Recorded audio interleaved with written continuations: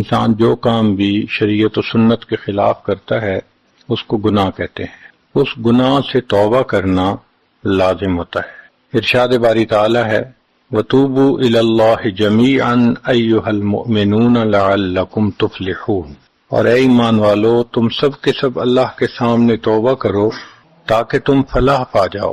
چنانچہ ابن تیمیہ رحمۃ اللہ علیہ نے الایمان الاوسط ایک کتاب ہے، اس میں 10 اسباب بتائے ہیں جن سے انسان کے گناہ معاف ہوتے ہیں۔ یہ 10 اسباب ہمیں زبانی یاد ہونے چاہیے تاکہ ہم ان کے ذریعے سے اپنے گناہوں کی بخشش کا بندوبست کر لیں۔ سب سے پہلا سبب استغفار۔ استغفار کہتے ہیں کہ اپنے گزرے ہوئے گناہوں پر نادم ہونا۔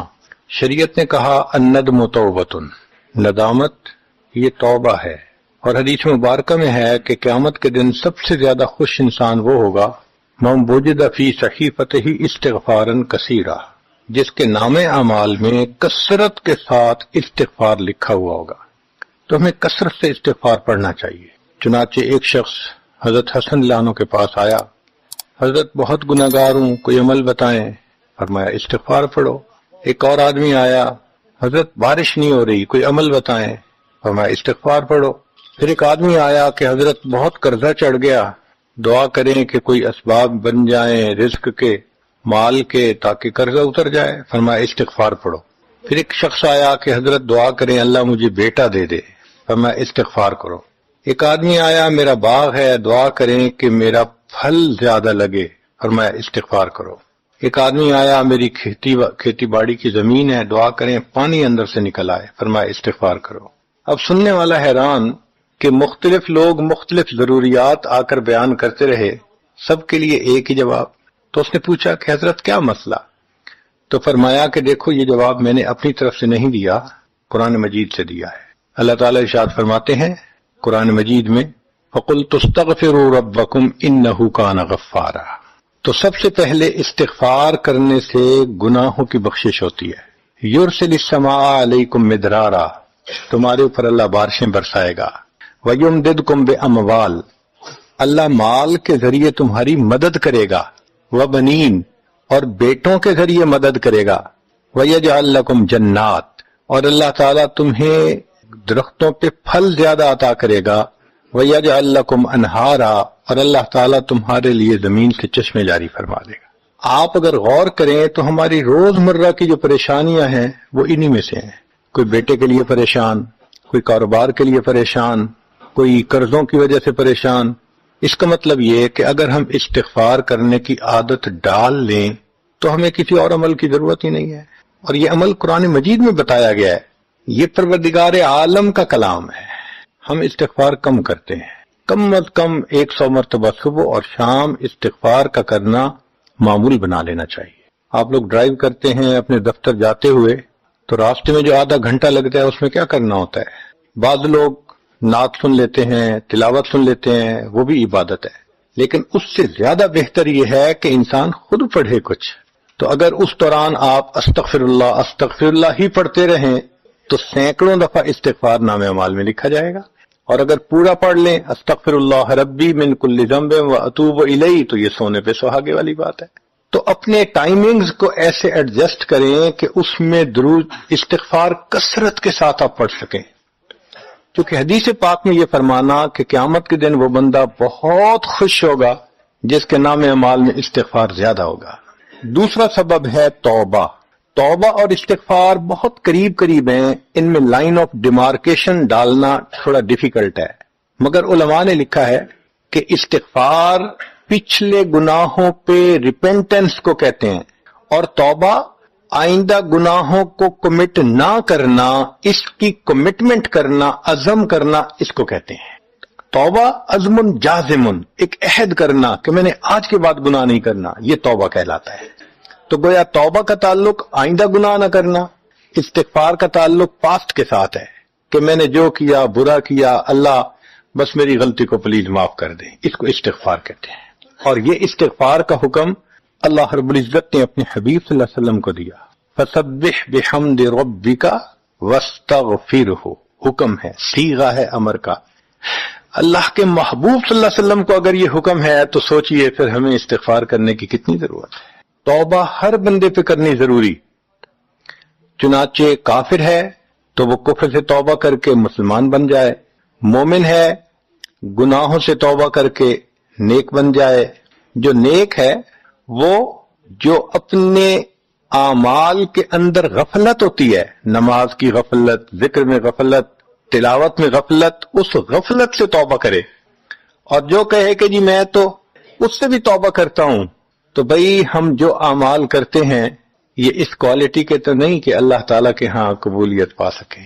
اب پھر استغفار کرنا کہ اللہ اس کو قبول کر لیجئے، جو کہ اللہ کے محبوب صلی اللہ علیہ وسلم نے فرمایا ما عبدنا کا حق کا عبادتک، اے اللہ ہم نے عبادت نہیں کی جیسے عبادت کرنے کا حق تھا۔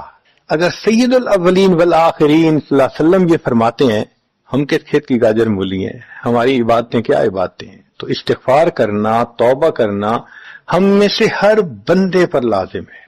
تیسری چیز جس سے کہ گناہ معاف ہوتے ہیں، الحسنات الماحیہ، نیکیاں۔ جو انسان نیک اعمال کرتا ہے تو گناہ دھل جاتے ہیں۔ نیک اعمال کی مثال صابن کی ہے، گناہوں کی مثال میل کی سی ہے۔ صابن جتنا زیادہ لگتا ہے اتنا میل دھل جاتی ہے۔ ان الحسنات یذہبن السیئات، یہاں شیطان دھوکہ دیتا ہے۔ مثلا اگر کوئی بچہ تعلیم پا رہا ہے مگر کوئی گناہ بھی کرتا ہے، تیرے علم کا کیا فائدہ، گناہ تو چھوڑتا نہیں۔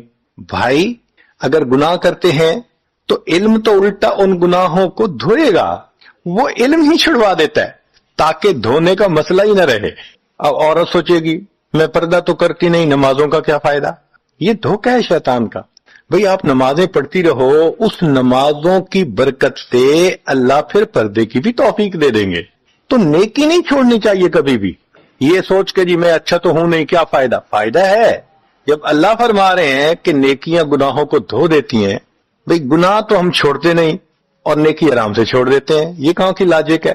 تو اس لیے نیکی بھاگ بھاگ کے کرنی چاہیے۔ اگر گناہ ہے تو نیکی اور زیادہ کریں تاکہ نیکی کی برکت سے گناہوں کی ظلمت ختم ہو جائے اور دھل جائے۔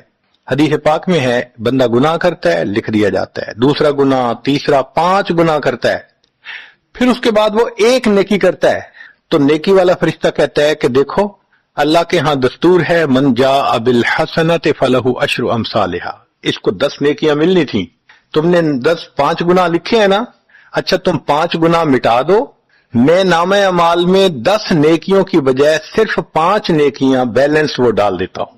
چنانچہ 5 گناہ مٹا دیے جاتے ہیں، 5 نیکیاں نامہ اعمال میں لکھ دی جاتی ہیں۔ اس لیے خوب نیکی کرنی چاہیے تاکہ اللہ تعالیٰ گناہوں کی ظلمت سے ہمیں محفوظ فرما دے۔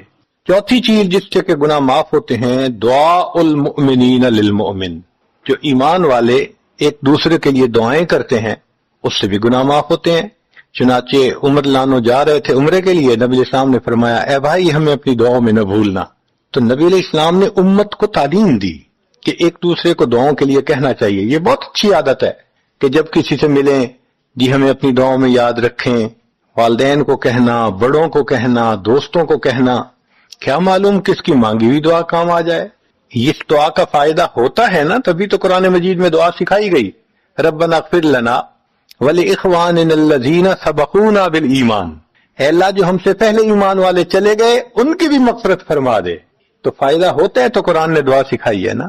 تو ایمان والوں کی دعاؤں سے دوسرے ایمان والوں کو فائدہ ہوتا ہے۔ حدیث پاک میں ہے دوست کی دعا دوست کے پیٹھ پیچھے رد نہیں کی جاتی، کیوں؟ اس میں خلوص ہوتا ہے۔ تو اس لیے حدیث پاک میں ہے، مسلم شریف کی روایت ہے کہ اگر کوئی آدمی فوت ہو جائے اور 40 آدمی جنازہ پڑھ لیں جو ایمان والے ہوں، توحید والے ہوں، فرمایا ما من رجل مسلم یموت فیقوم علی جنازتہ 40 رجلا لا یشرکون باللہ شیئا الا شفعهم اللہ فی، اللہ 40 بندوں کی نماز جنازہ کو قبول کر کے میت کی مغفرت فرما دیتے ہیں۔ 5واں عمل ما یعمل للمیت من اعمال البر، ہم اپنے فوت شدہ لوگوں کے لیے جو نفل کے کوئی نیک کام کرتے ہیں اس سے بھی ان کے گناہ معاف ہوتے ہیں۔ مثلا صدقہ کر دیا، قرآن پاک پڑھا، ان کو بخش دیا، ان کی طرف سے عمرہ کیا، حج کیا، ان نفلی اعمال کا ثواب ان کو ملتا ہے، اس کی وجہ سے ان کے گناہوں کو معاف کر دیا جاتا ہے۔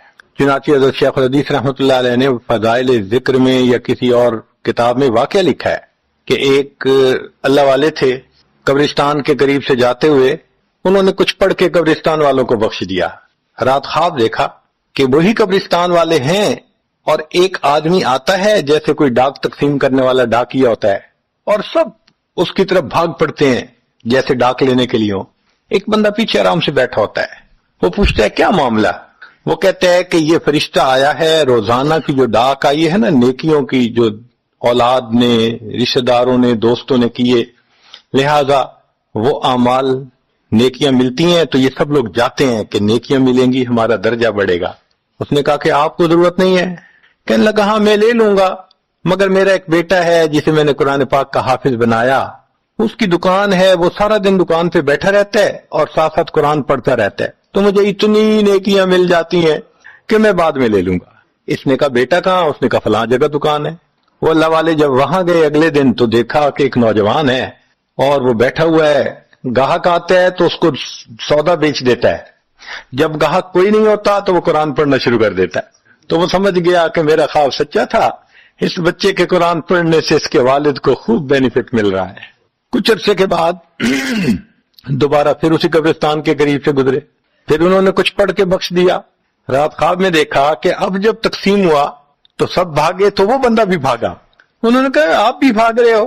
کہنے لگا ہاں میں اس لیے بھاگ رہا ہوں کہ میرا وہ بیٹا فوت ہو گیا، اب مجھے قرآن پڑھ کے بخشنے والا کوئی ایسا ہے نہیں، تو جو عام ایمان والوں کا ثواب آتا ہے میں بھی اسی میں سے اپنا حصہ لینے کے لیے جاؤں۔ تو ایمان والوں کے ان اعمال کا ثواب بھی ملتا ہے، اور اصل میں یہ اسی بندے کا اپنا عمل ہوتا ہے۔ یہ ذہن میں رکھنا کہ جو ایمان والے پڑھ کے بخشتے ہیں نا، اس کا ثواب کیوں ملتا ہے؟ اس کا اپنا عمل۔ دیکھو اس نے نیکوں سے تعلق جوڑا، وہ بھی تو ہوتے ہیں جن کے مرنے کے بعد پیچھے ریچھ کتے کی لڑائی کرواتے ہیں، میلے لگواتے ہیں، موسیقی کی محفلیں ہوتی ہیں، وہ بھی تو ہوتے ہیں نا، تو ان کو کچھ نہیں ملتا۔ اس بندے نے نیکوں سے محبت کی، یہ اس کا اپنا عمل ہے، اس کی محبت کی وجہ سے اب یہ لوگ اس کو پڑھتے ہیں، اللہ اس کو ثواب پہنچا دیتے ہیں، تو اس کے اپنا عمل ہے اصل میں۔ پھر چھٹی چیز جس کی وجہ سے گناہ معاف ہوتے ہیں، المصائب التی یکفر اللہ بها الخطایا فی الدنیا۔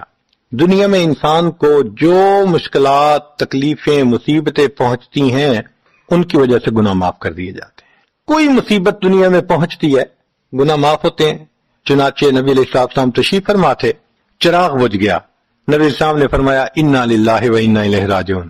ام المومنین عائشہ صدیقہ رضی اللہ عنہا نے پوچھا اے اللہ کے حبیب صلی اللہ علیہ وسلم یہ تو پڑھتے ہیں جب کوئی آدمی فوت ہو جاتا ہے۔ فرمایا عائشہ مومن کو جو بھی دنیا میں تکلیف غم پہنچتا ہے اگر وہ اس کے اوپر انا للہ پڑھ لے اس کو ثواب ملتا ہے، تو سوچنے کی بات ہے چراغ کے بجھنے پر اگر ثواب ملتا ہے تو کسی عزیز کی زندگی کا چراغ بجھ گیا اس پر کتنا ثواب ملے گا۔ اس لیے تکلیف آئے تو پریشان ہونے کی بات نہیں ہوتی، صبر کرنے کی بات ہوتی ہے۔ انسان بے صبری کے ذریعے خواہ مخواہ اس تکلیف پر ملنے والے ثواب سے اپنے آپ کو محروم کر دیتا ہے۔ بے صبری سے تکلیف ختم نہیں ہوتی، ثواب ملنا بند ہو جاتا ہے، تو بے صبری کا کیا فائدہ؟ اور ہو سکتا ہے کہ یہ مصیبت جو آئی یہ بندے نے خود مانگی ہو، یہ بھی عجیب بات ہے۔ آپ کہیں گے جی کوئی بندہ مصیبت تو نہیں مانگتا، ہاں ہو سکتا ہے مانگی ہو۔ کیسے کہ دعا مانگی اللہ مجھے قیامت کے دن میرے محبوب صلی اللہ علیہ وسلم کے ہاتھوں حوض کوثر کا جام عطا کر دینا، اللہ نے دعا قبول کر لی، عمل تو ہے نہیں کہ یہ نعمت نصیب ہو، تو اب کیسے ملے گا؟ اللہ تعالی بیماری، مصیبت، پریشانی کچھ اس کے اوپر بھیج دیتے ہیں، اگر یہ بندہ اس پر صبر کر لیتا ہے اس کو بہانہ بنا کر اللہ اس کو وہ نعمت عطا فرما دیتے ہیں۔ چنانچہ ایک بزرگ سے 70s میں تھے، بیوی بھی اسی طرح بہت نیک تھی، بیوی نے کہا کہ میرا بڑا دل چاہتا ہے کہ نبی علیہ الصلوۃ والسلام کا دیدار نصیب ہو، میں بڑا درود شریف پڑھتی ہوں، نفل پڑھتی ہوں، مگر مجھے واضح زیارت نہیں ہوئی، آپ کو کوئی عمل آتا ہو تو بتا دیں۔ انہوں نے کہا عمل آتا ہے، کرو گی؟ کہا بالکل کروں گی۔ کہنے لگے اچھا جمعہ کا دن آ رہا ہے، خوب نہا دھو کے وہ جو دلہن والے کپڑے تھے نا تمہارے کناری والے گھوٹے، وہ پہننا اور میک اپ کرنا، خوشبو لگانا، اور میں بس جمعہ پڑھ کے آؤں گا تو پھر ٹھیک۔ اس نے کہا بہت اچھا۔ وہ اللہ کی بندی نہائی دھوئی، दुल्हन की तरह खूब तैयार हुई, कपड़े दुल्हन वाले पहने। इन बुजुर्गों ने जुमा की नमाज पढ़ी तो साथ भाई का घर था उसकी, यानी इनकी बीवी का, तो बीवी के भाई के घर चले गए। उसको जाके कहा मेरी उम्र देखो और आके अपनी बीवी बहन की हालत देखो। उसने कहा क्या मसला, वो साथ आ गया। और जब घर आके उसने देखा तो बीवी तो दुल्हन बनी बैठी है। भाई को गुस्सा आया, तुम्हें अपनी, ये तुम्हारी उम्र और ये तुम्हारे लक्षण।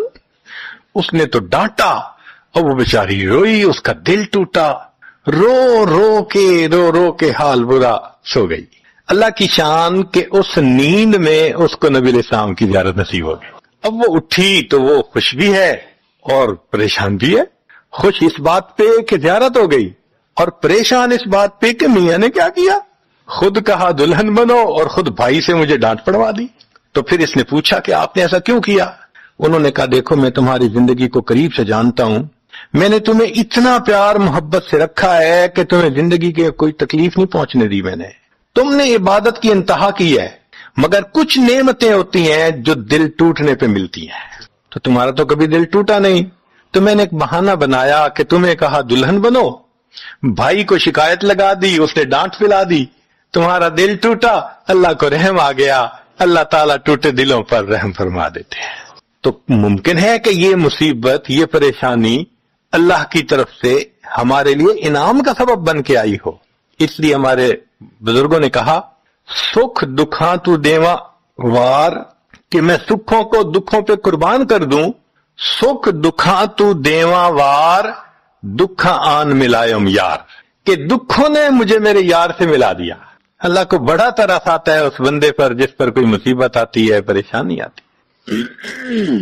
फिर सातवीं चीज जिससे के गुनाह माफ होते हैं, मा यहसुलु फिल क़ब्र मिनल फितनति वज़्ज़ग़तति वर्रवा, कब्र के अंदर इंसान जब जाएगा तो उसको वहां पर ज़ग़्त कब्र पेश आएगा।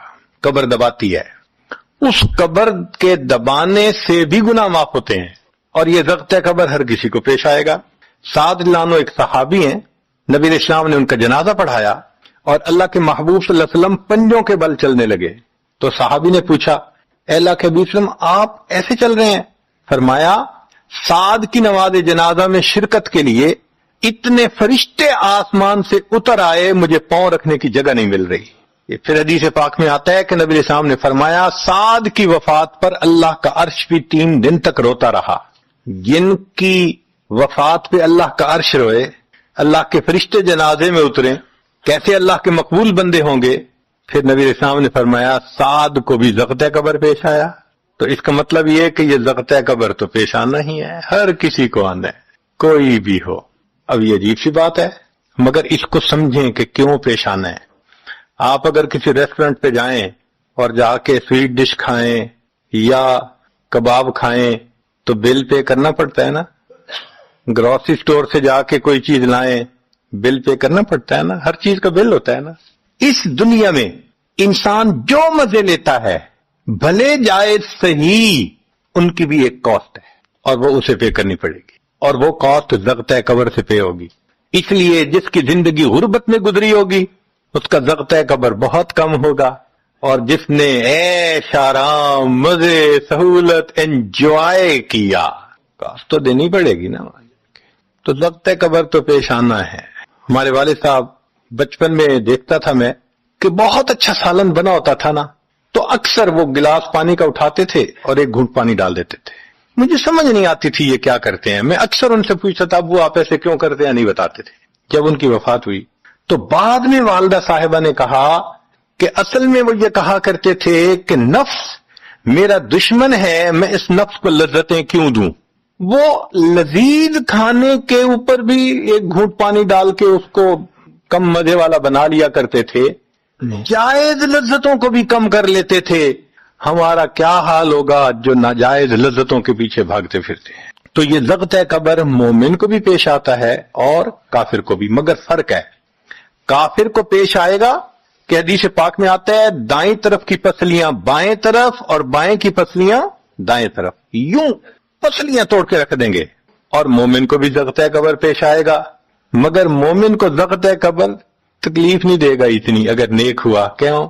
अच्छा आप बताएं सर में दर्द हो तो आप कहते हैं ना जरा सर दबा दो, تو تکلیف ہوتی ہے یا راحت ملتی ہے؟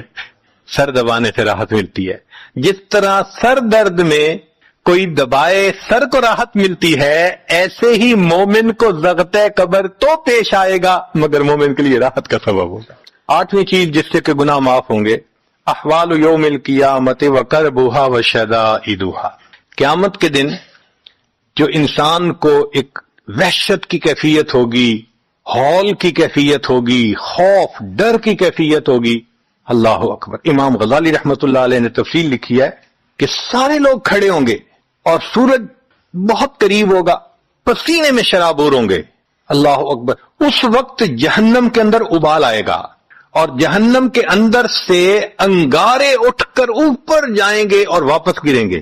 فرماتے ہیں اس وقت انبیاء میں سے کوئی نبی بھی ایسا نہیں ہوگا جس کو یہ ڈر نہ ہو کہ کہیں انگارے میرے اوپر نہ آ جائیں. اگر انبیاء بھی تھرا رہے ہوں گے، ہمارا اس دن کیا حال ہو. تو قیامت کے دن کی دہشت اور وحشت کوئی چھوٹی چیز نہیں ہے، مگر اس سے بھی اللہ تعالیٰ ایمان والوں کے گناہوں کو معاف فرما دیں گے. پھر 9ویں چیز جس سے کہ گناہ معاف ہوں گے، شفاعت النبی صلی اللہ علیہ وسلم فی اہل الذنوب یوم القیامہ. قیامت کے دن اللہ کے پیارے حبیب صلی اللہ علیہ وسلم جو اپنی امت کے لیے شفاعت فرمائیں گے، اللہ اس پر بھی امتیوں کے گناہوں کو معاف فرما دیں گے. نبی اسلام نے ارشاد فرمایا کہ اللہ رب العزت نے ہر نبی علیہ السلام کو ایک ایسی دعا مانگنے کا اختیار دیا کہ جیسی دعا مانگی جائے گی منوان قبول ہو جائے گی. تو انبیاء نے دعائیں مانگی. تو صحابی نے پوچھا اے اللہ کے نبی وسلم آپ کو بھی اختیار دیا گیا؟ فرمایا مجھے بھی اختیار دیا گیا. اے اللہ کے نبی وسلم آپ نے کیا دعا مانگی؟ فرمایا میں نے کوئی دعا نہیں مانگی، میں نے اس کو ذخیرہ رکھ لیا.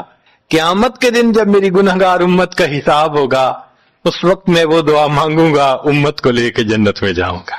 اللہ کے محبوب صلی اللہ علیہ وسلم کو امت سے کتنا پیار تھا. کوئی ماں اولاد کے لیے 23 سال نہیں روتی. جوان بیٹا فوت ہو 2-4 مہینے رو کے پھر نارمل لائف ہو جاتی ہے. کوئی باپ اولاد کے لیے 23 سال نہیں روتا. اللہ کے پیارے حبیب صلی اللہ علیہ وسلم امت کے لیے 23 سال آنسو بہاتے. رب امتی رب امتی رب امتی دعا مانگتے تھے. لمبے سجدے. ام المومنین عائشہ رضی اللہ عنہا فرماتی ہیں کہ محبوب صلی اللہ علیہ وسلم کے آنسو جو مصلی پہ گرتے تھے مجھے لگتا تھا کہ بارش کے قطرے زمین کے اوپر گر رہے ہیں، ایسے آواز محسوس ہوتی تھی. اور اتنا لمبا سجدہ ہوتا تھا کہ کبھی کبھی میں اٹھ کے محبوب صلی اللہ علیہ وسلم کے پاؤں کے انگوٹھے کو ٹچ کرتی تھی کہ ابھی جان تو سلامت ہے نا. تب مجھے احساس ہوتا تھا نہیں ابھی تک زندہ ہے. سجدہ لمبا ہو گیا. اتنا لمبا سجدہ کس کے لیے؟ اللہ امت کو گناہوں کو معاف فرما دے، امت کے گناہوں کو معاف. چنانچہ جب نبی علیہ الصلوۃ والسلام پر آخری یعنی مرض آئی، بیماری کی کیفیت آئی، تو اللہ کے حبیب صلی اللہ علیہ وسلم کو بخار بہت تیز ہو گیا تھا. اور جو مسجد میں آخری مرتبہ لائے تھے تو 2 آدمی تھے، ایک ادھر تھا ایک ادھر تھا، اور اللہ کے حبیب صلی اللہ علیہ وسلم نے ان کا سہارا لیا تھا اور بہت مشکل سے چل کے تشریف لائے تھے. یہ آخری نماز تھی. پھر واپس تشریف لے گئے، بخار اور تیز ہو گیا. سیدہ عائشہ رضی اللہ عنہا فرماتی ہیں کہ میں نے اوپر کپڑا سا ڈال دیا، کپڑے کے اوپر سے مجھے گرمی محسوس ہو رہی تھی. میں نے پانی کا ایک پیالہ پیش کیا. اللہ کے حبیب صلی اللہ علیہ وسلم پانی کے پیالے میں ہاتھ مبارک ڈالتے تھے اور اپنے چہرے پہ لے رہے تھے، اور جسم تھا کہ جیسے کوئی گرم چیز میں سے گرمی نکل رہی ہوتی ہے. اس طرح وہ بخار سے دہک رہا تھا. فرماتی ہیں کہ مجھے محسوس ہوا کہ یہ تو بہت تیز بخار ہے، کبھی ایسا نہیں دیکھا. تو میں نے پوچھا اے اللہ کے حبیب صلی اللہ علیہ وسلم بخار ایسا تو کبھی نہیں دیکھا، اتنا زیادہ تیز اتنا زیادہ تیز. نبی علیہ السلام نے فرمایا عائشہ مومن کو سکرات موت کے وقت جو تکلیف ہوتی ہے اس پر بھی اس کے گناہ معاف ہوتے ہیں. میں نے اللہ سے یہ دعا مانگی تھی، اللہ جب میری سکرات کا وقت آئے تو مجھے تکلیف زیادہ دے دینا اور اس کے بدلے اللہ میری امت کے گناہوں کو معاف فرما دینا. عائشہ یہ وہ سکرات ہے جس کی وجہ سے مجھے تکلیف بہت ہے. اللہ کے محبوب صلی اللہ علیہ وسلم کو اتنی تکلیف ہو رہی تھی. اتنے میں اطلاع ملی، دروازہ کھٹکھٹایا گیا. پوچھا کون؟ جواب ملا جبریل علیہ السلام اور اسرائیل علیہ السلام اجازت مانگتے ہیں آنے کی. نبی علیہ السلام نے فرمایا جبریل اندر آ جائیں. تو جبریل آئے. اے اللہ کے حبیب صلی اللہ علیہ وسلم اللہ نے آپ کو یاد فرمایا ہے. نبی علیہ السلام نے فرمایا جبریل اللہ تعالیٰ سے پوچھ کے یہ پہلے بتاؤ میرے بعد میری امت کا کیا حال ہوگا، پہلے پوچھ کے بتاؤ۔ جبریل علیہ السلام نے اللہ تعالیٰ سے پوچھا، رب کریم نے کہا، فرمایا میرے محبوب سے جا کر کہہ دو اے محبوب آپ کے بعد آپ کی امت کو تنہا نہیں چھوڑیں گے۔ جب نبی علیہ السلام کو تسلی ہو گئی، محبوب نے فرمایا اچھا ملک الموت کو بھی اندر آنے دو۔ اللہ کے محبوب صلی اللہ علیہ وسلم کو امت سے ایسی محبت تھی، اللہ اکبر۔ چنانچہ حدیث پاک میں ہے کہ نبی علیہ السلام نے فرمایا خیرت بین ان یدخل نصف امتی الجنہ و بین شفاعہ، اللہ رب العزت نے مجھے چوائس دیا، اختیار دیا کہ اے میرے حبیب صلی اللہ علیہ وسلم آپ چاہیں تو آپ کی آدھی امت کو بلا حساب جنت بھیج دیں گے، اور آپ چاہیں تو جن کی آپ شفاعت کریں ان کو بھیجیں گے۔ نبی علیہ السلام فرماتے ہیں فاخترت شفاعہ، میں نے شفاعت کو چن لیا، لأنہا اعم و اکثر، اس لیے کہ میری شفاعت پر آدھی سے زیادہ امت کے لوگ جنت میں چلے جائیں گے۔ اللہ اکبر۔ پوچھنے والے نے پوچھا اے اللہ کے حبیب صلی اللہ علیہ وسلم اترونہا للمتقین، کیا آپ کی شفاعت نیکوں کے لیے ہوگی؟ فرمایا لا ولکنہا للمذنبین الخطائین المتلوثین، نہیں میری شفاعت میرے امت کے گناہگاروں کے لیے ہوگی۔ اللہ کے حبیب صلی اللہ علیہ وسلم کی شفاعت کا نصیب ہو جانا یہ بھی گناہوں کی بخشش کا سبب ہے، مگر شفاعت کس کو نصیب ہوگی اس کی بھی تفصیل سن لیجئے۔ کچھ لوگ ہوتے ہیں سنت کو دیکھتے ہیں ان کا دل خوش ہو جاتا ہے، وہ سنت رکھنے والے کو انکریج کرتے ہیں، اس کو مورل سپورٹ دیتے ہیں، نہیں تم نے اچھا کیا۔ اور کچھ وہ ہوتے ہیں کہ جو دیکھتے ہیں چہرے پہ سنت سجی، کیا ملا بن گئے، کیا تم نے چہرے پہ کر لیا۔ علماء نے لکھا جس نے سنت کو دیکھ کر ناگواری کا اظہار کیا اس نے اپنے آپ کو شفاعت سے محروم کر لیا۔ یہ نہیں ہے کہ ہم سنت کا مذاق بناتے پھریں اور ہمیں شفاعت نصیب ہوگی، نہیں، احترام ہو دل میں سنت کا۔ نبی علیہ الصلوۃ والسلام کی ایک ایک سنت پہ قربان ہو انسان، جب یوں محبت ہوگی تو پھر نبی علیہ الصلوۃ والسلام کی شفاعت بھی ان کے لیے۔ 10واں سبب جس سے کہ گناہ معاف ہوں گے، رحمت اللہ وعفوہ ومغفرتہ بلا سبب من العباد، قیامت کے دن انبیاء کرام شفاعت کریں گے، بخشش ہوگی، پھر علماء کریں گے، شہداء کریں گے، پھر سب جنتی شفاعت کریں گے، حتیٰ کہ کوئی ایسا نہیں رہے گا کہ جو کسی اور کی شفاعت کرے، اور وہ لوگ جہنم میں ہوں گے کہ جن کا کوئی جنتی واقف ہی نہیں ہوگا۔ اللہ اکبر، سالوں وہ جہنم میں جلتے رہیں گے، جلتے رہیں گے۔ پھر ایک وقت آئے گا کہ ان میں سے جن کے دل میں تھوڑا سا بھی ایمان ہوگا نا، اگرچہ اس کی شفاعت کرنے والا کوئی نہیں ہوگا، ان کو بھی اللہ بخشنے کا سبب بنائیں گے۔ وہ کیسا ہوگا؟ حدیث پاک میں آتا ہے کہ یہ جو ایمان والے ہوں گے نا، ان کے اور کافروں اور مشرکین کے درمیان جو دیوار تھی نا آگ کی، اس کو ذرا ٹرانسپیرنٹ اللہ بنائیں گے۔ تو مشرکین دیکھیں گے اور کہیں گے اوہ ہم تو جل ہی رہے تھے، اور تم تو کلمہ پڑھتے تھے، تم بھی یہاں جل رہے ہو۔ تو وہ جب ان کو کلمے کا تانا دیں گے کہ تمہارا نام تو مسلمانوں والا تھا نا، تو اس وقت وہ جہنمی اللہ سے فریاد کریں گے، اللہ تیری توحید کا تانا دیتے ہیں، کہاں گیا تمہارا خدا، تم بھی ہمارے ساتھ جل رہے ہو۔ جب وہ فریاد کریں گے اللہ تعالیٰ جبرائیل علیہ السلام کو فرمائیں گے جبرائیل جاؤ، جس کے دل میں ذرہ برابر بھی تمہیں ایمان نظر آتا ہے اس کو بھی جہنم سے نکالنا، ان کو بھی جہنم سے نکال دیا جائے۔ پھر اس کے بعد وہ بچیں گے کہ جن کا ذرہ ایمان بھی نہیں فرشتے کو نظر آئے گا، مگر اللہ فرمائیں گے انبیاء نے بھی شفاعت کر لی، شہداء نے بھی، علماء نے بھی، جنتیوں نے بھی، اب میں اپنی رحمت کا اظہار کرتا ہوں، میں بھی تو بندوں سے محبت کرتا ہوں۔ حدیث پاک میں ہے ثلاث حشیات، یوں کر کے اگر گندم ہونا اور انسان دونوں ہاتھوں کو ایسے کرے تو اس کو لپ کہتے ہیں، لپ بھرنا، تو اس میں ہزاروں چاول کے دانے آ سکتے ہیں۔ سوچئے اللہ رب العزت لپ بھریں گے تو وہ کتنی بڑی ہوگی، کھربوں لوگ ہوں گے، ایک لپ کو بھر کے نکالا جائے گا، پھر دوسری کو نکالا جائے گا، پھر تیسری لپ بھر کے نکالیں گے، پھر ایک حوض ہوگا، کہا جائے گا جہنمی کو اغتسل فی ھذا الغدیر، اس حوض کے اندر تم جاؤ غسل کرو۔ جب وہ غسل کریں گے بالکل ان کے جسم صحیح سلامت ہو جائیں گے، پھر اللہ تعالیٰ ان کو جنت عطا فرمائیں گے۔ مگر ان کے ماتھے پر لکھا ہوا ہوگا اتقاء الرحمن، کہ رحمان نے اپنی رحمت سے ان کو رعایتی پاس کر دیا، وہ جنت میں جائیں گے۔ اب جو جنت میں جائیں گے تو جنتی لوگ ان کے ساتھ ملیں گے، خوش ہوں گے، مگر کہیں کہیں کوئی ان کو کہے گا ہم تو اللہ کے فضل سے سیدھا آ گئے، تم تو آیا فلاں جگہ سے آئے ہو نا، رعایتی پاس ہو۔ اب جب ان کو رعایتی پاس کا تانا ملے گا تو ان کو عجیب لگے گا۔ پھر ایک وقت آئے گا کہ یہ سب اتقاء الرحمن اللہ کے سامنے فریاد کریں گے، اللہ آپ نے اپنی رحمت سے جہنم سے نکال دیا، جنت بھیج دیا، یہ جو مہر ایک لگا دی یہ بھی تو اتار دیجئے نا۔ تو اللہ تعالیٰ ان کی مہر کو ختم فرمائیں گے اور یہ جنت میں رہنے لگ جائیں گے۔ امام غزالی رحمت اللہ علیہ اس واقعے کو نقل کرنے کے بعد لکھتے ہیں میرا کوئی عمل ایسا تو نہیں کہ میں امید کروں کہ میں جنت چلا جاؤں گا، کاش اللہ مجھے ان اتقاء الرحمن میں شامل فرما لیتے، کاش کہ اللہ تعالیٰ مجھے ان اتقاء الرحمن میں شامل فرما لیتے۔ بے گناہوں میں چلا زاہد جو اس کو دیکھنے، مغفرت بولی ادھر آ میں گنہگاروں میں ہوں، وہ کرشمے شان رحمت نے دکھائے روز حشر، چیخ اٹھا ہر بے گناہ میں بھی گنہگاروں میں ہوں۔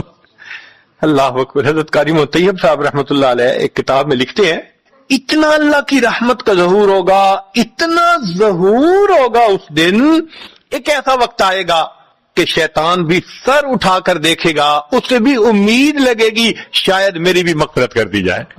وَكَانَ بِالْمُؤْمِنِينَ رَحِيمًا۔ اللہ تعالیٰ قیامت کے دن اپنی رحمت کا اظہار فرمائے۔ اللہ کرے قیامت کے دن اللہ کی رحمت سے ہمارا کام بن جائے۔ اللہ تعالیٰ ہمیں اپنے گناہوں سے سچی توبہ کرنے کی توفیق عطا فرمائے۔ ہمیں اپنی اوقات کا پتہ نہیں کہ کتنے کمزور ہیں، حالات کو بدلنے کی کوشش میں لگے ہوئے ہیں۔ بھئی حالات کا بنانے والا، بھیجنے والا اللہ رب العزت ہے، وہ مغیر الاحوال ہیں، جب چاہتے ہیں حالات کو جیسا چاہتے ہیں بدل دیتے ہیں۔ تو یہ تو حکم پروردگار کا ہوگا تب بدلیں گے۔ دنیا کے کہنے سے حالات بدلتے تو دنیا جنت نہ بن جاتی، ہر بندہ اپنی من مرضی کی زندگی گزار رہا ہوتا۔ تو ایک ترتیب ہے اللہ رب العزت کے ہاں، چنانچہ ہمارے مشائخ نے 4 باتیں کہی ہیں، لوہے کی لکیر ہے، جب آزمائیں گے ان باتوں کو کھرا پائیں گے۔ پہلی بات کہ جو شخص اپنے اعمال کو سنوار لیتا ہے اللہ تعالیٰ اس کے حالات کو سنوار دیتے ہیں۔ جو شخص اپنے اعمال کو سنوار لیتا ہے اللہ تعالیٰ اس کے حالات کو سنوار دیتے ہیں۔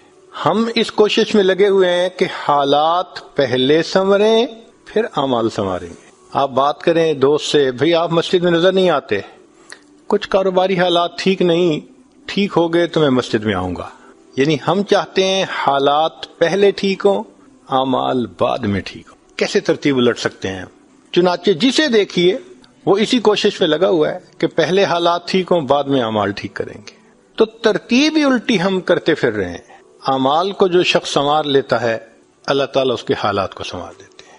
اعمال بگڑیں گے، حالات بگڑیں گے۔ جب کہا میں نے کہ یا اللہ تو میرا حال دیکھ، جب کہا میں نے کہ یا اللہ تو میرا حال دیکھ، حکم آیا میرے بندے نام اعمال دیکھ۔ ہم حالات کا تو شکوہ کرتے ہیں، اپنے عمل تو نہیں نہ دیکھتے۔ تو اعمال کو سنوارنے سے اللہ تعالی حالات کو سنوار دیتے ہیں۔ ہم اپنے اندر تقوی اور صبر و ضبط پیدا کریں، اللہ رب العزت ہر دور اور ہر زمانے میں تقوی اور صبر والے بندے کو فرش سے اٹھائیں گے، عرش کے اوپر بٹھائیں گے، تخت کے اوپر بٹھائیں گے۔ اب تقوی اور صبر کی طرف تو ہم آتے نہیں، چاہتے ہیں زندگی تو رہے جیسے ہم گزار رہے ہیں، حالات سیدھے ہو جائیں۔ کیسے حالات سیدھے ہو سکتے ہیں؟ سمپل سی مثال ہے کہ بجلی سے ایک مشین چلتی ہے، اب ایک بندہ مشین کو روکنا چاہتا ہے، ایک ہی ترتیب ہے کہ پیچھے سے بٹن بند کرو۔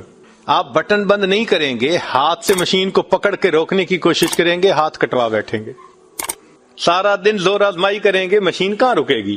تو عقل مند بندہ مشین کو پکڑ کے نہیں کھڑا ہوتا، وہ سوئچ کو بند کرتا ہے۔ حالات کا سوئچ اللہ رب العزت کے ہاتھ میں ہے۔ تو ادھر رجوع کرنے کی بجائے کہ اللہ حالات کو ٹھیک کر دیجئے، ہم حالات کی مشین کے ساتھ کشتی کر رہے ہیں۔ کون ہمیں عقل مند کہے؟ تو پہلی بات، جو شخص اپنے اعمال کو ٹھیک کر لیتا ہے اللہ رب العزت اس کے حالات کو ٹھیک کر دیتے ہیں۔ دوسری بات، جو شخص اپنی آخرت کو سنوار لیتا ہے اللہ تعالیٰ اس کی دنیا کو سنوار دیتے ہیں۔ ہم پھر الٹے چاہتے ہیں کہ پہلے دنیا سنورے پھر ہم آخرت سنواریں گے، یہاں پھر ہم غلطی کرتے ہیں۔ دن رات دنیا سنوارنے میں لگے ہوئے ہیں، پزل بنی ہوئی ہے، ایک حصہ جوڑتے ہیں تو دوسرا ٹوٹتا ہے، وہ توڑتے ہیں تو پہلا ٹوٹتا ہے، ہر بندہ لگا ہوا ہے اسی کوشش میں۔ تو اللہ رب العزت کے ہاں ترتیب یہ ہے۔ اس کی مثال اگر دیکھنی ہو، صحابہ رضی اللہ عنہ کی مبارک زندگیوں کو دیکھیے، انہوں نے اپنی آخرت کو سنوارا، اللہ نے اس کے نتیجے میں ان کی دنیا کو سنوار دیا۔ بات کیا تھی کہ نہ کیسر و کسرا سے دبے چند وہ لوگ کے اونٹوں کے چرانے والے، اور جن کو کافور پہ ہوتا تھا نمک کا دھوکا، بن گئے دنیا کی تقدیر بدلنے والے۔ انہوں نے اپنی آخرت کو سنوارا، اللہ نے دنیا سنواری۔ کیسے؟ اطمینان، اتنا اطمینان کہ یمن سے جوان عورت چلتی ہے اور مدینہ طیبہ پہنچتی ہے اور پورے راستے میں کوئی اس کی طرف آنکھ اٹھا کر دیکھنے والا نہیں ہوتا۔ اللہ نے مال و دولت کے اتنے ڈھیر عطا کیے تھے۔ انس اللہ عنہ کہتے ہیں کہ میں لکڑی کاٹنے والے کلہاڑے سے سونے کی اینٹوں کو توڑا کرتا تھا۔ اب لکڑی کے کلہاڑے سے جو سونا ٹوٹے گا وہ تولوں میں اور گراموں میں تو نہیں نہ ہو سکتا۔ اللہ نے اتنی دولت ان کے قدموں میں ڈال دی تھی۔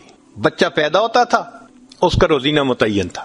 سیدنا عمر رضی اللہ عنہ نے ایک رات دیکھا، ایک عورت چھوٹے سے بچے کو روٹی کا ٹکڑا کھلانے کی کوشش کر رہی ہے، بچہ رو رہا ہے۔ پوچھا کیوں کر رہی ہو؟ کہنے لگی کہ امیر المومنین نے قانون بنایا ہوا ہے کہ جب بچہ دودھ چھوڑے گا پھر ہم بیت المال سے روزینہ متعین کریں گے، تو میں کوشش کر رہی ہوں۔ عمر رضی اللہ عنہ آئے، بہت روئے۔ صحابہ کہتے ہیں کہ اس دن فجر کی نماز پڑھائی، قرات کے اندر اتنا گریا اور بکا تھا کہ ہمیں سمجھنا مشکل ہو رہا تھا، اتنا رو رہے تھے۔ ہم حیران تھے آج امیر المومنین کو کیا ہوا۔ نماز پڑھانے کے بعد ممبر پر بیٹھے، عمر کے اوپر اللہ رحم کرے اس نے کتنے بچوں کی جان لی ہوگی۔ مقصد یہ تھا کہ میں نے جو یہ قانون بنایا تو کتنی ماؤں نے معصوم بچوں کے دودھ چھڑوائے ہوں گے اور وہ دودھ سے محروم ہوں گے میری وجہ سے۔ پھر اعلان فرمایا کوئی ماں بچے کو دودھ جلدی مت چھڑوائے، جس دن بچہ پیدا ہوگا اسی دن بیت المال سے وظیفہ متعین کر دیا جائے گا۔ آج سے 1400 سال پہلے ہے۔ تو انہوں نے اپنی آخرت کو سنوارا، رب کریم نے اس کے بدلے ان کی دنیا کو سنوار دیا۔ قرآن مجید میں اللہ تعالیٰ فرماتے ہیں وَلَوْ أَنَّ أَهْلَ الْقُرَىٰ آمَنُوا وَاتَّقَوْا، اگر یہ بستی دیسوں والے ایمان لاتے، تقوی کو اختیار کرتے، لَفَتَحْنَا عَلَيْهِمْ بَرَكَاتٍ مِّنَ السَّمَاءِ، ہم ان کے لیے آسمان سے برکتوں کے دروازے کھول دیتے۔ تو ترتیب یہی ہے کہ جو آخرت کو سنوارتا ہے، اس کوشش میں لگتا ہے، دنیا اس کا سایہ ہے۔ اللہ دنیا کو خود بخود سنوار دیتے ہیں، الگ سے محنت نہیں کرنی پڑتی۔ مثال کے طور پہ جو بندہ سچ بولتا ہے تجارت میں، اللہ تعالیٰ اس کی تجارت کو خود سنوار دیتے ہیں۔ قسم اٹھا کے یہ بات کہی جا سکتی ہے کہ سچ بولنے والا تاجر کبھی مفلس نہیں ہو سکتا، پاسبل ہی نہیں کہ سچ کی بنیاد ہو اور اس میں برکت نہ ہو۔ تو دو باتیں ہیں، جو شخص اپنے اعمال کو سنوارتا ہے اللہ تعالیٰ حالات کو سنوار دیتے ہیں، جو اپنی آخرت کو سنوار لیتا ہے اللہ تعالیٰ اس کی دنیا کو سنوار دیتے ہیں۔ ہارون رشید اپنی کھڑکی میں سے نیچے دیکھ رہا ہے، مسجد کے دروازے پر امام ابو یوسف رحمۃ اللہ علیہ تشریف لا رہے ہیں اور ان کے پیچھے دو شاگرد ساتھ ساتھ جڑے ہوئے ہیں، دونوں چاہتے ہیں کہ میں جوتے اٹھاؤں، ہر ایک اس کوشش میں ہے۔ جب امام ابو یوسف رحمۃ اللہ نے جوتے اتارے تو ان میں سے ایک بچے کا ہاتھ ایک جوتے پہ پڑا، دوسرے کا ہاتھ دوسرے جوتے پہ پڑا، دونوں نے ایک ایک جوتا اٹھا لیا۔ پھر انہوں نے فوراً آپس میں یہ طے کر لیا کہ ایک نے کپڑا بچھایا، رومال، ایک نے بھی جوتا ڈالا، دوسرے نے بھی اس میں ڈال دیا، ایک نے ایک طرف سے پکڑ لیا، دوسرے نے دوسری طرف سے، کہ دونوں کو جوتے اٹھانے کا اجر مل جائے۔ حضرت آگے جا رہے ہیں اور پیچھے دو طالب علم اس طرح جوتے لے کے جا رہے ہیں کہ رومال کے اندر جوتے ہیں، ایک نے بھی پکڑا ہوا ہے دوسرے میں بھی پکڑا ہوا ہے۔ ہارون رشید نے دیکھا تو ٹھنڈی سانس لی۔ بیوی نے پوچھا ہارون رشید کیا ہوا؟ کہنے لگا یوں تو دنیا ہمیں بادشاہ کہتی ہے، ہمارے جوتے اٹھانے کے لیے بھلا کون جھگڑتا ہے؟ یوں تو دنیا ہمیں بادشاہ کہتی ہے، ہمارے جوتے اٹھانے کے لیے بھلا کون جھگڑتا ہے؟ جو آخرت سنوارتا ہے اللہ ایسے دنیا سنوارتے ہیں کہ دنیا جوتے اٹھانے کے لیے جھگڑتی ہے آپس. تو فرمایا کہ جو اپنی آخرت کو سنوار لیتا ہے اللہ تعالیٰ اس کی دنیا کو سنوار دیتے ہیں. چنانچہ ایک سیاح ہندوستان آیا گھومنے پھرنے کے لیے، اجمیر شریف بھی گیا. وہاں اس نے حضرت خواجہ معین الدین چشتی اجمیری رحمۃ اللہ علیہ کے مزار پہ دیکھا مسلمان بھی آ رہے ہیں اور ہندو بھی آ رہے ہیں اور سکھ بھی آ رہے ہیں. اللہ کی شان، اللہ رجوع دے دیتا ہے نا، سبھی آ رہے ہیں دعائیں مانگ رہے ہیں. تو وہ بڑا حیران کہ ہر کمیونٹی کے لوگ آ رہے ہیں، ہر مذہب کے لوگ آ رہے ہیں. تو جب واپس گیا تو بیوی نے پوچھا کہ بتائیں آپ نے کون سی انوکھی چیز وہاں دیکھی؟ تو اس نے کہا ہاں میں نے ایک چیز انوکھی دیکھی کہ ایک شخص قبر میں لیٹا ہوا تھا مگر لوگوں کے دلوں پر حکومت کر رہا تھا. ایک شخص قبر میں لیٹا ہوا تھا مگر لوگوں کے دلوں پہ حکومت کر رہا تھا. اللہ تعالیٰ یوں دنیا سنوارتے ہیں. تو دو باتیں، جو شخص اپنی اعمال کو سنوار لیتا ہے اللہ تعالیٰ اس کے حالات کو سنوار دیتے ہیں، اور جو شخص اپنی آخرت کو سنوار لیتا ہے اللہ تعالیٰ اس کی دنیا کو سنوار دیتے ہیں. تیسری بات کہ جو شخص اللہ رب العزت سے اپنے تعلق کو سنوار لیتا ہے اللہ مخلوق سے اسے تعلق کو سنوار دیتے ہیں. آج ہم چاہتے ہیں چچا راضی ہو جائے، پھپھو راضی ہو جائے، بہن راضی ہو جائے، اور عجیب بات ہے یہ رشتہ داریوں کے معاملے ہیں ہی ایسے، کھاؤں کدھر کی چوٹ بچاؤں کدھر کی چوٹ، سمجھ نہیں لگتی کہ سب کو کیسے راضی کیا جائے. انسان حیران ہوتا ہے اور جی ہم تو سب کے ساتھ اچھا کرتے ہیں مگر پتہ نہیں رشتہ دار ہم سے راضی نہیں ہوتے. اس کے پیچھے بھی راز ہے. کیوں؟ کہ ہم نے اللہ سے اپنے تعلق کو تو سنوارا نہیں ہوتا. مخلوق سے تعلق کیسے سنورے گا؟ تو فرمایا کہ جو شخص اللہ رب العزت سے اپنے تعلق کو سنوار لیتا ہے اللہ تعالیٰ مخلوق کے ساتھ اس کے تعلق کو سنوار دیتے ہیں. اگر اس کی مثال دیکھنی ہے تو نبی علیہ الصلوۃ والسلام کی مبارک زندگی کو دیکھیے. ایک وہ وقت بھی تھا کہ جب اپنے رشتہ دار نبی علیہ الصلوۃ والسلام کو تکلیف پہنچاتے تھے، آپ بازار میں آگے آگے دعوت کا کام کرتے تھے اور پیچھے آپ کا چچا ابو لہب لوگوں کو کہتا تھا کہ یہ شخص غلط بیانی کر رہا ہے تم اس کی بات مت ماننا. اپنے مخالفت کرتے تھے. ایک وہ وقت بھی تھا. پھر ایک وہ وقت آیا کہ جب اپنوں نے مکہ مکرمہ میں جینا تنگ کر دیا اور نبی علیہ الصلوۃ والسلام نے بیت اللہ کو دیکھ کر کہا بیت اللہ میں تجھے کبھی نہ چھوڑتا مگر مکہ کے رہنے والے مجھے یہاں بسنے نہیں دیتے. مبارک آنکھوں میں آنسو تھے اور اللہ کے حبیب جدا ہو رہے تھے. پھر کیا ہوا؟ 10 سال کے ہی عرصے میں حالات نے وہ پلٹا کھایا کہ جب آپ آ کر فاتح مکہ بن کر بیٹھے تو وہی قریش تھے جو قدموں میں آ کر پڑ گئے اور انہوں نے آپ کی غلامی اختیار کر لی. ہندا نے کہا جتنے خیمے دنیا میں تھے سب سے زیادہ آپ کے خیمے سے مجھے نفرت ہوا کرتی تھی. آج جتنے خیمے ہیں سب سے زیادہ محبت مجھے آپ کے خیمے سے ہے. اللہ اکبر کبیرہ. تو جو شخص اللہ سے اپنے تعلق کو سنوار لیتا ہے اللہ مخلوق سے اس کے تعلق کو سنوار دیتے ہیں. فضیل بن عیاض رحمۃ اللہ علیہ فرماتے ہیں مجھ سے جب بھی اللہ تعالیٰ کی نافرمانی ہوئی، مجھ سے جب بھی اللہ تعالیٰ کی نافرمانی ہوئی میں نے اس نافرمانی کا اثر اپنے ماتحتوں کے اندر دیکھا. یہ ریفلیکشن ہوتی ہے. ہم اللہ کی نافرمانی کرتے ہیں اللہ مزہ چکھا دیتے ہیں کہ اپنے جو ماتحت ہوتے ہیں ان کو نافرمان بنا دیتے ہیں. اچھا بھائی تم ذرا اس کو ایکسپیرینس کرو ذرا. وہ جی کیا کریں بیوی سنتی ہی نہیں ہے، حضرت بس اولاد افلاطون بن گئی ہے، حضرت بچے نے ذلیل کر دیا ہے. کیوں شکوے ہوتے ہیں ہمیں کہ ہمارے ماتحت ہماری نہیں مانتے جبکہ ہم اپنے آقا کی نہیں مان رہے ہوتے.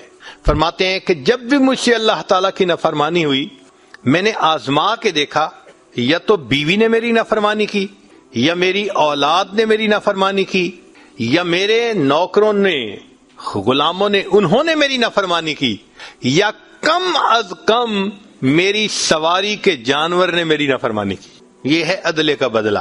اپنے آقا کی نافرمانی کریں گے اللہ تعالیٰ ماتحتوں کو نافرمان بنا کر دکھائیں گے.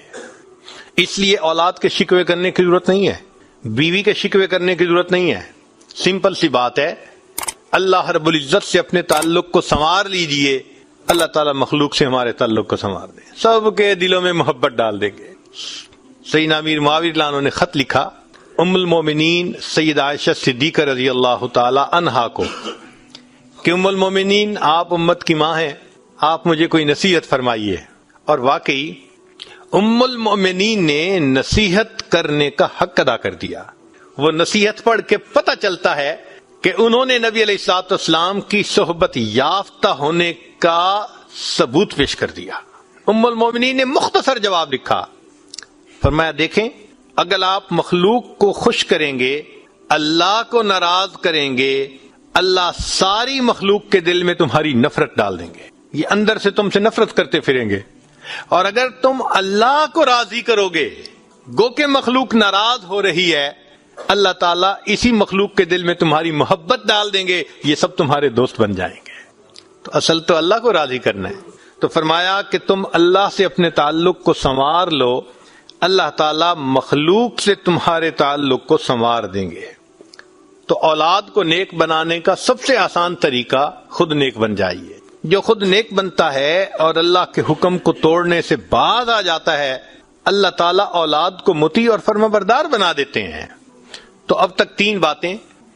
جو شخص اپنے اعمال کو سنوار لیتا ہے، اللہ تعالیٰ اس کے حالات کو سنوار دیتے ہیں. جو اپنی آخرت کو سنوار لیتا ہے، اللہ اس کی دنیا کو سنوار دیتے ہیں. جو شخص اللہ رب العزت سے اپنے تعلق کو سنوار لیتا ہے، اللہ مخلوق سے تعلق کو سنوار دیتے ہیں. حدیث مبارکہ میں ہے جب بندہ عبادت کرتا ہے اور اللہ تعالیٰ خوش ہو جاتے ہیں، دعا جبرائیل، اللہ تعالیٰ جبریل علیہ السلام کو بلاتے ہیں اور بتلاتے ہیں کہ جبرائیل میں فلاں بندے سے محبت کرتا ہوں. تو جبرائیل علیہ السلام آسمانوں پر اعلان کرتے ہیں کہ آسمان کے فرشتوں، اللہ تعالیٰ فلاں بندے سے محبت کرتے ہیں. یہ اعلان سن کر سارے فرشتے اس بندے سے محبت کرنے لگ جاتے ہیں. پھر جبریل علیہ السلام زمین پر آتے ہیں اور زمین پر آ کر پھر اعلان کرتے ہیں کہ لوگوں فلاں شخص سے اللہ تعالیٰ محبت کرتے ہیں. ثم یودع له القبول فی الارض، پھر اللہ اس شخص کے لیے زمین میں قبولیت رکھ دیتے ہیں. پرائے اپنے بن جاتے ہیں، دشمن دوست بن جاتے ہیں، مخالفین کے دلوں میں بھی اللہ ان کی محبت اور عظمت ڈال دیتے ہیں. تو مخلوق سے تعلق سنوارنے کا یہ ہے سب سے بہترین طریقہ. کس کے پیچھے بھاگیں گے، کس کی منت سماجت کریں گے؟ بہتر نہیں کہ ہم ایک ہی کو منا لیں. جس نے اللہ کو منا لیا، اللہ تعالیٰ مخلوق کے ساتھ اس کے تعلق کو سارا ٹھیک فرما دے گا. چوتھی بات کہ جو شخص دن کے اعمال کو